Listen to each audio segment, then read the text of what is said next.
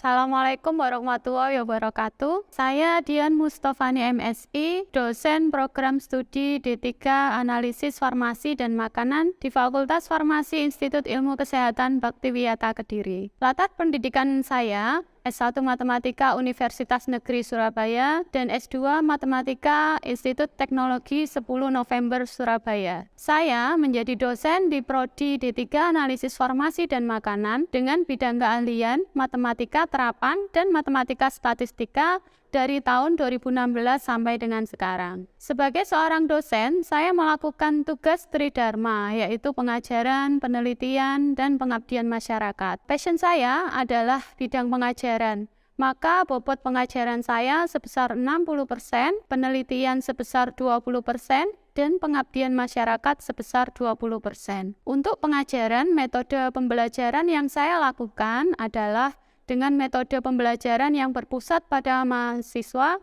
atau yang disebut dengan student center learning yang dilakukan secara online maupun offline.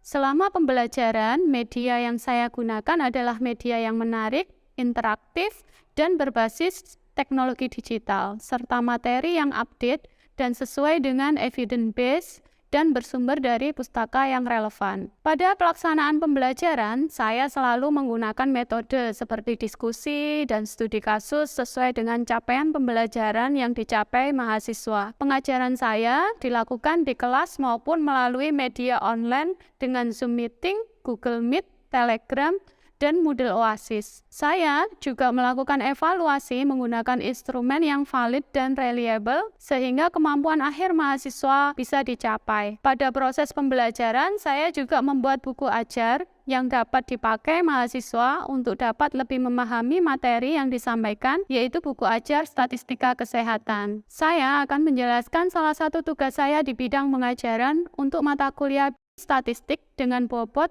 SKS, 2 SKS yang terdiri atas 1 teori dan 1 praktek. Pada awal semester, saya dan tim pengajar menyusun rencana pembelajaran atau RPS sebagai acuan dalam pelaksanaan pembelajaran dalam mata kuliah ini. Penjelasan terkait mata kuliah ini adalah merupakan salah satu mata kuliah inti dalam Prodi Analisis Farmasi dan Makanan, di mana memiliki capaian pembelajaran lulusan yaitu mampu menguasai prinsip-prinsip pengumpulan dan pengolahan data secara deskriptif, menyusun laporan hasil dan proses kerja secara akurat dan sahih, serta mengkomunikasikannya secara efektif kepada pihak yang membutuhkan, membantu proses penelitian dasar maupun terapan di laboratorium, bidang farmasi dan makanan, melakukan analisis sediaan farmasi dan makanan. Sedangkan untuk CPMK, mata kuliah tersebut adalah mahasiswa mampu memahami konsep-konsep statistika, meliputi penjelasan konsep dasar statistika, dan mengidentifikasi data, pengumpulan data, dan menentukan teknik pengumpulan data, serta menyusun data, uji validitas reliabilitas, pemecahan masalah analisis deskriptif, menghitung distribusi probabilitas, menghitung estimasi parameter, penggunaan konsep dasar pengujian hipotesis dan pengidentifikasian dari beberapa kasus, menerapkan dan analisis terkait uji beda, uji analisis varians, uji asosiasi, uji korelasi, dan uji regresi, serta membuat simpulan hasil. Deskripsi mata kuliah memberikan kemampuan kepada mahasiswa untuk memahami tentang bagaimana cara rangkaian proses yang menghasilkan informasi secara ilmiah yang dimulai dari pengumpulan data, pengolahan data, dan penyajian data, serta menganalisis data dan menginterpretasi hasil atau pengambilan kesimpulan. Dalam mata kuliah ini dilakukan dalam tim pengajar dengan 2 pengampu dosen. Sumber belajar terdiri dari pustaka utama, seperti buku teks terkait dengan statistika, jurnal penelitian, maupun sumber lain yang relevan. Untuk sistem pembelajaran yang saya lakukan adalah dengan menggunakan hybrid, yaitu secara online maupun offline. Secara online, saya menggunakan media seperti Zoom, Google Meet, Telegram, dan Moodle Oasis. Untuk pembelajaran praktikum lebih banyak dilakukan secara offline di kampus dengan menggunakan aplikasi SPSS yang diinstal ke laptop masing-masing mahasiswa. Metode pembelajaran saya menggunakan metode ceramah, tanya jawab dan diskusi, studi kasus, presentasi, dan juga praktikum. 2 hari sebelum waktu pengajaran, saya selalu melakukan koordinasi dengan mahasiswa tentang bagaimana perkuliahan yang akan saya lakukan. Untuk materi pembelajaran, saya selalu mengupload materi di platform Moodle Oasis yang kemudian didownload oleh mahasiswa sebelum perkuliahan berlangsung. Dalam proses pengajaran, saya selalu mengedepankan sistem DIA, yaitu Delivery, Interaction, Assessment. Jadi pada awal perkuliahan, saya melakukan identifikasi terlebih dahulu terhadap materi yang akan dibahas pada pertemuan tersebut, agar mahasiswa memiliki gambaran terhadap materi yang akan dibahas. Dalam proses delivery, saya menyampaikan materi melalui PowerPoint yang menarik, sehingga meningkatkan ketertarikan mahasiswa pada proses pembelajaran yang dilakukan. Dalam proses perkuliahan yang sedang berlangsung, saya mengutamakan proses interaktif dengan mahasiswa. Sesekali meminta pendapat mahasiswa terhadap topik materi yang sedang dibahas, kemudian menggali pengalaman mahasiswa terhadap kasus yang sedang dibahas. Kemudian di akhir perkuliahan, saya selalu melakukan assessment atau evaluasi. Dalam assessment evaluasi ini, hal yang biasa saya lakukan adalah dalam bentuk tanya jawab, kuis, dan dalam bentuk penyaji, menanyakan kembali apa yang telah dijelaskan atau bisa disebut sebagai reflection learning. Pada perkuliahan praktik di kelas, agar lebih efektif, maka sebelumnya mahasiswa saya minta untuk menginstal aplikasi SPSS dan membagi menjadi beberapa kelompok kecil yang selama praktikum dilakukan di kelas, mahasiswa didampingi oleh dosen agar capaian pembelajaran praktikum dapat tercapai dengan baik dan benar. Evaluasi dalam mata kuliah ini, saya memiliki beberapa kriteria penilaian dengan bobot masing-masing seperti UTS sebesar 30%, UAS 30%, tugas sebesar 20%, dan praktikum sebesar 20%. Supaya lebih jelas, maka setelah ini akan saya tampilkan cuplikan proses pembelajaran. Baik, selamat pagi. Assalamualaikum warahmatullahi wabarakatuh. Waalaikumsalam warahmatullahi wabarakatuh. Baik, apa kabar anak-anak? Sehat semua hari ini? Alhamdulillah. Ya.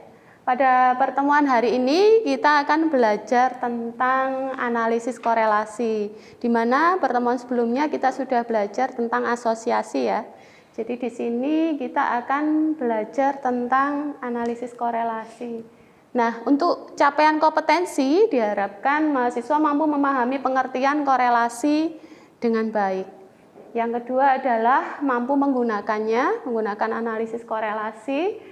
Kita nanti belajar tentang korelasi produk momen dan juga korelasi rank Spearman. Kemudian yang terakhir adalah kompetensi yang harapannya yang akan dicapai adalah mampu menggunakan SPSS terkait analisis korelasi produk momen dan juga rank Spearman. Gitu ya. Sebelum kita membahas lebih lanjut, mungkin ada yang bisa menjelaskan apa sih yang dimaksud dengan korelasi? Coba. Oke, silakan berdiri. Sebutkan nama dan NIM-nya ya. Sebelumnya, perkenalkan nama saya Friska Juniarda, NIM 107222018. Izin menjawab, Bu. Korelasi merupakan hubungan keeratan antara variabel. Ya, betul sekali. Terima kasih Mbak Friska. Jadi korelasi adalah hubungan. Nah, yang kita cari dalam bab ini, kita akan mencari hubungan antara dua buah variabel. Nah, untuk mencari hubungan antara dua variabel, ini nanti akan ada dua ya caranya.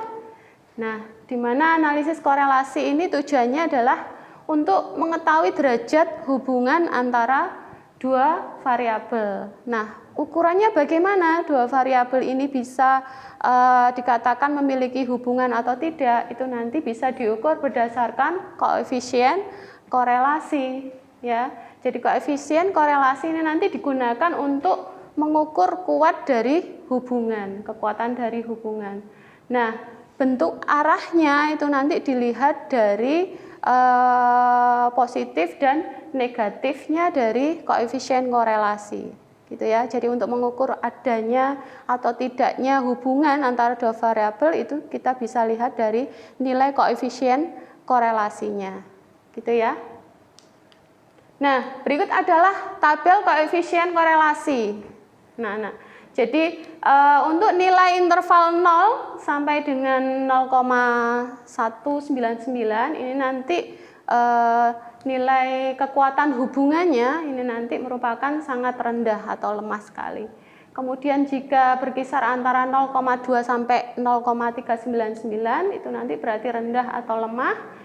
0,4 sampai 0,599 ini merupakan memiliki kekuatan hubungan yang cukup ya atau sedang.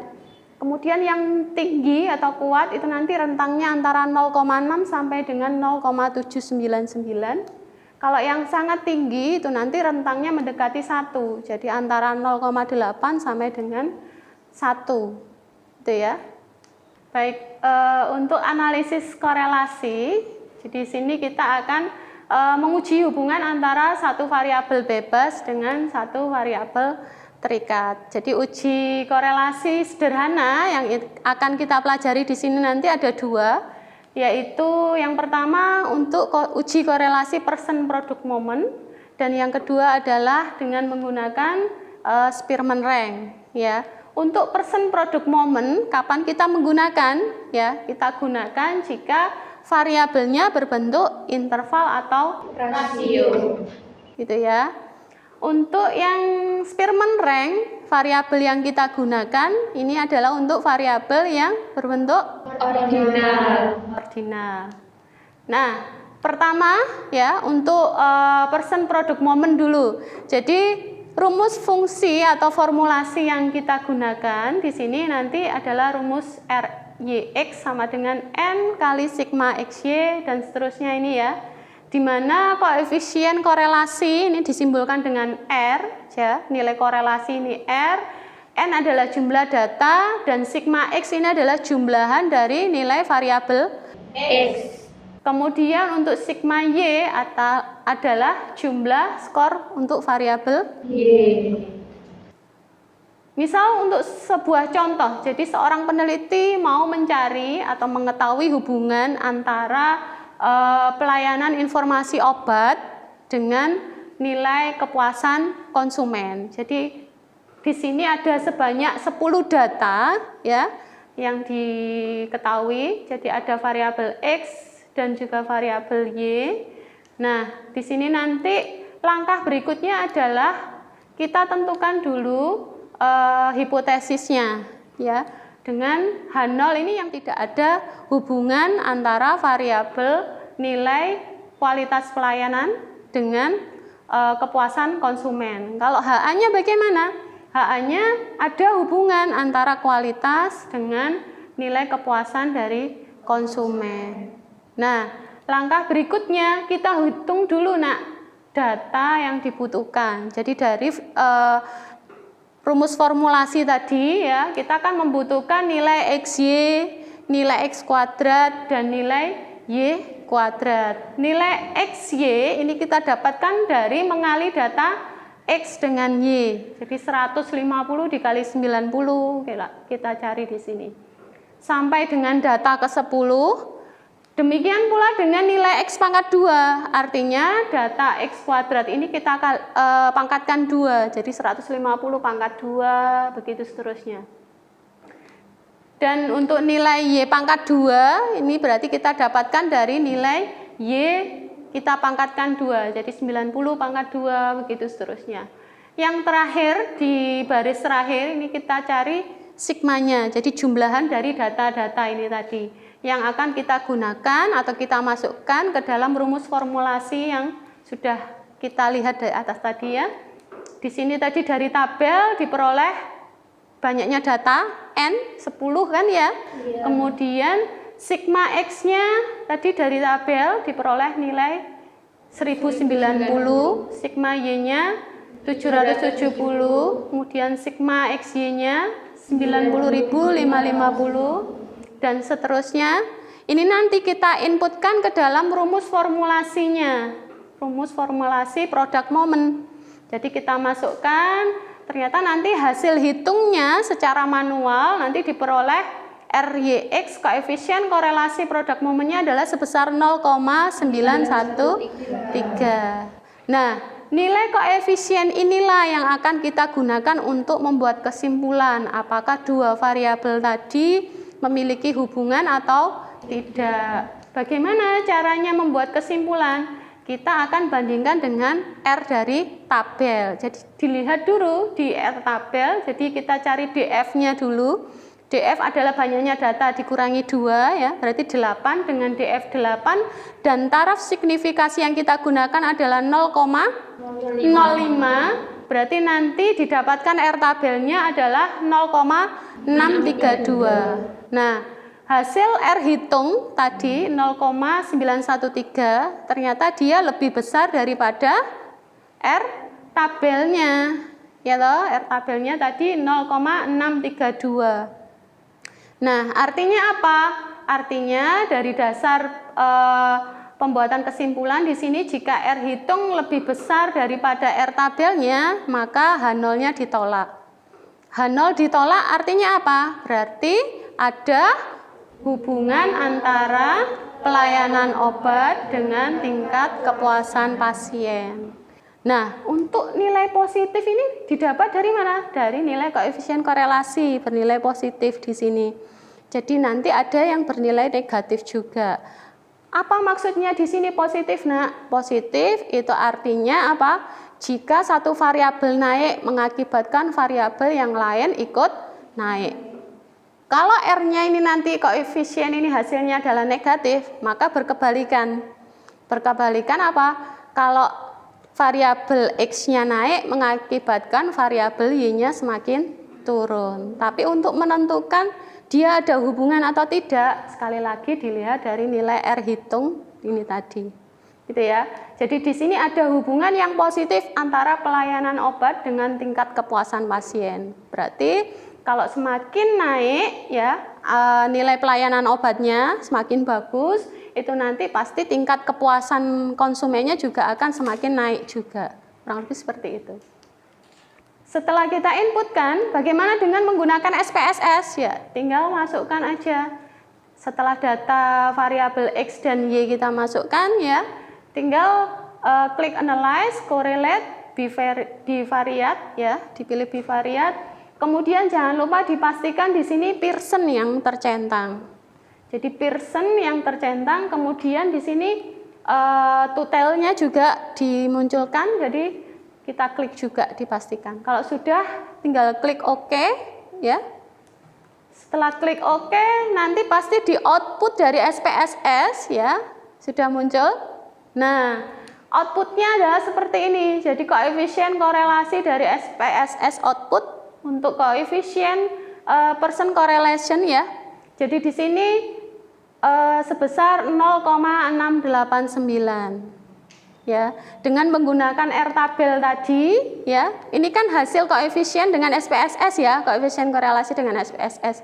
Untuk membuat kesimpulan bagaimana? Caranya ya tetap dengan menggunakan R tabel tadi. R tabel cara hitungnya sama, masih sama seperti yang sebelumnya tadi. Jadi ditemukan R tabelnya adalah 0,632 ya. Output SPSS tadi kan 0,689. Jadi ini kita bandingkan dengan R tabelnya, ternyata dia nilainya lebih besar daripada R tabelnya. Jadi simpulannya apa? Jadi simpulannya adalah H0-nya ditolak. Berarti HA-nya yang diterima ya. Jadi HA diterima, apa kesimpulan yang bisa didapat? Yaitu tadi ada hubungan yang positif antara pelayanan obat dengan tingkat kepuasan pasien.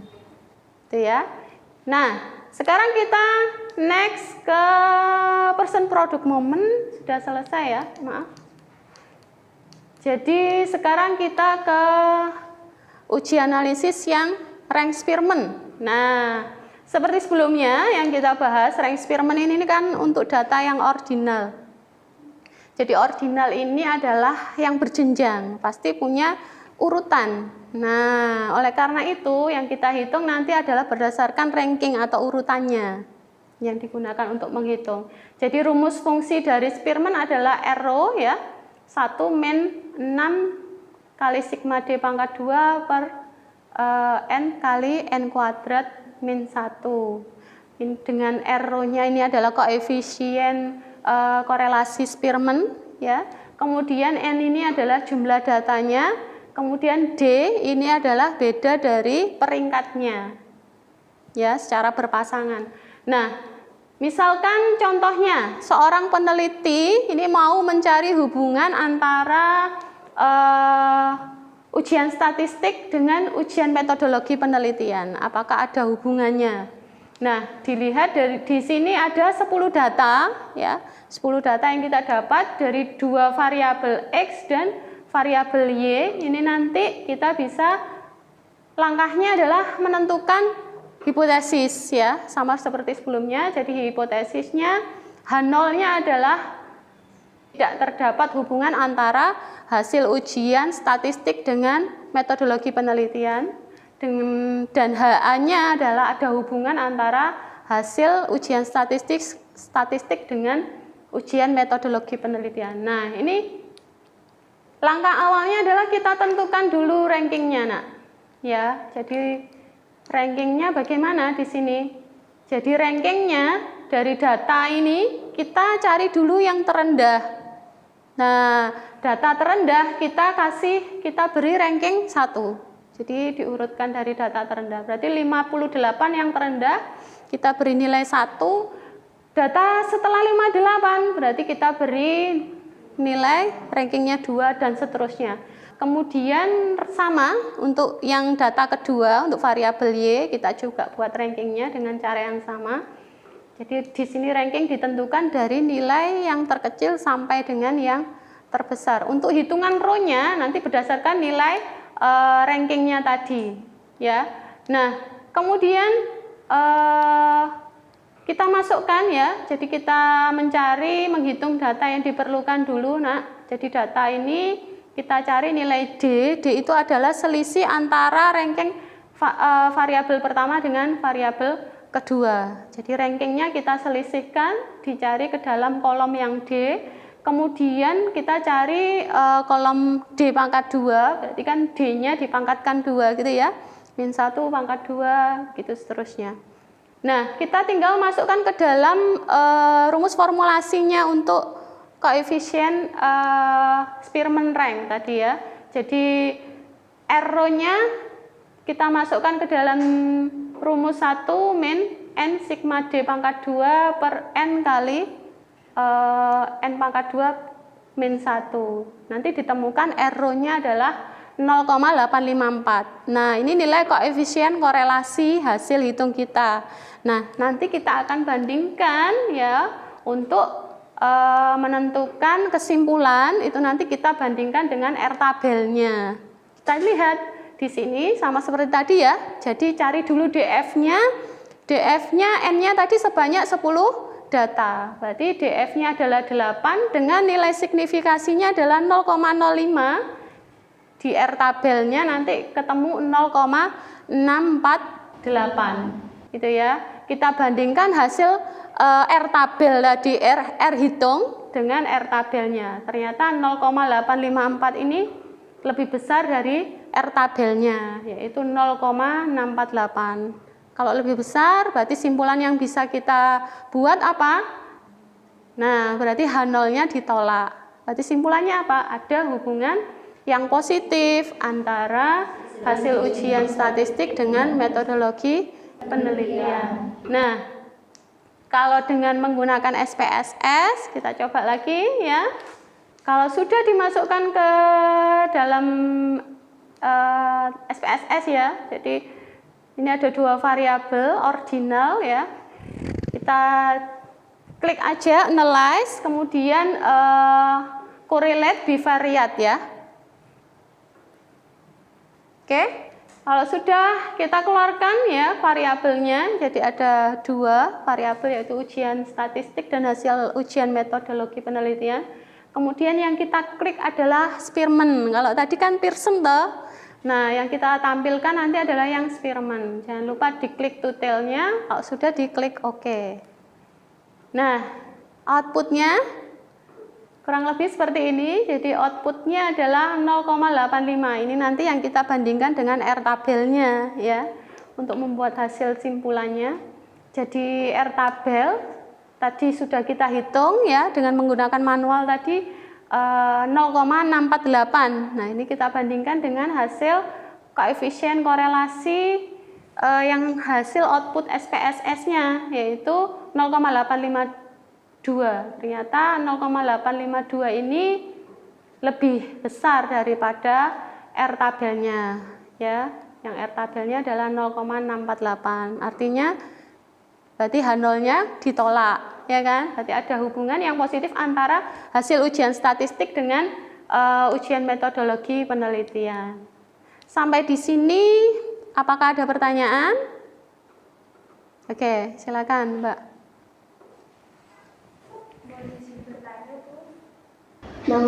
Perkenalkan, nama saya Nadia Amanda, NIM 107222003. Mohon izin bertanya, perbedaan antara korelasi Pearson dan korelasi Spearman, Bu. Oke, terima kasih Mbak Manda. Perbedaan dari korelasi Pearson dan Spearman. Jadi sudah kita pelajari tadi ya. Untuk Spearman dan Pearson, jadi yang membedakan di sini adalah dari variabelnya ya. Variabel yang kita pakai, kita lihat dulu apakah dia ini berupa interval atau rasio ataukah berupa ordinal. Jadi yang membedakan kapan kita menggunakannya, kita lihat dulu dari variabelnya. Kalau variabelnya berbentuk interval atau rasio, maka uji yang kita gunakan, uji korelasinya adalah uji Pearson product moment gitu ya. Untuk yang bentuknya ordinal, maka yang dipakai adalah rank Spearman. Gitu ya Mbak Manda? Oke. Ya, silakan pertanyaan berikutnya. Mohon izin bertanya, Bu. Nama Lili Fitri Udiani, NIM 107222023. Nilai koefisien korelasi berada di antara min 1 dan 1. Dan jika R sama dengan 0, maka tidak dipengaruhi atau tidak korelasi antara dua variabel, maka cara membacanya suatu nilai koefisien korelasi itu seperti apa, Bu? Ya, terima kasih. Bagaimana Bu kalau nilai koefisien korelasinya adalah 0? Nah, kembali lagi, cara membuat kesimpulan, jadi hasil nilai koefisien korelasi jika dia 0, maka kita tetap bandingkan ke dalam R tabel ya. Tapi secara perbandingan ya, kalau kita bisa lihat di sini untuk pedoman derajat hubungan. Jadi untuk nilai koefisien korelasi yang terletak antara 0 sampai dengan 0,20 ini tidak ada korelasi. Begitu ya Mbak Lili? Oke. Dari pertemuan hari ini, apa yang bisa kita simpulkan dari perkuliahan hari ini? Mungkin ada salah satu yang bisa membantu. Saya, Bu. Oke, silakan Mbak. Ya, perkenalkan, nama saya Maiska Farah Aura Cayana dengan NIM 107222026. Dapat disimpulkan untuk menguji korelasi antara dua variabel, kita dapat menggunakan dua uji sesuai dengan jenis datanya. Yang pertama, uji korelasi Pearson product moment yang digunakan jika variabel berbentuk interval atau rasio. Dan yang kedua, uji korelasi Spearman rank digunakan jika variabel berbentuk ordinal. Terima kasih. Begitu ya, jadi simpulan dari materi hari ini tentang korelasi.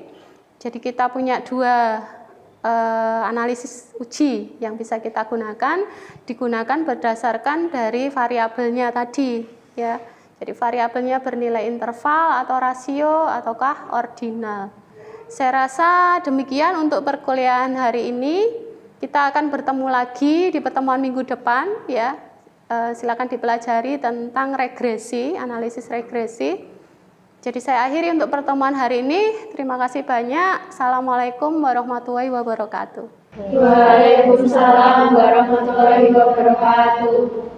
Demikian dokumen pernyataan diri dosen dalam unjuk kerja Tridharma Perguruan Tinggi atau PDD UKT saya. Mohon maaf jika ada salah kata atau kurang berkenan.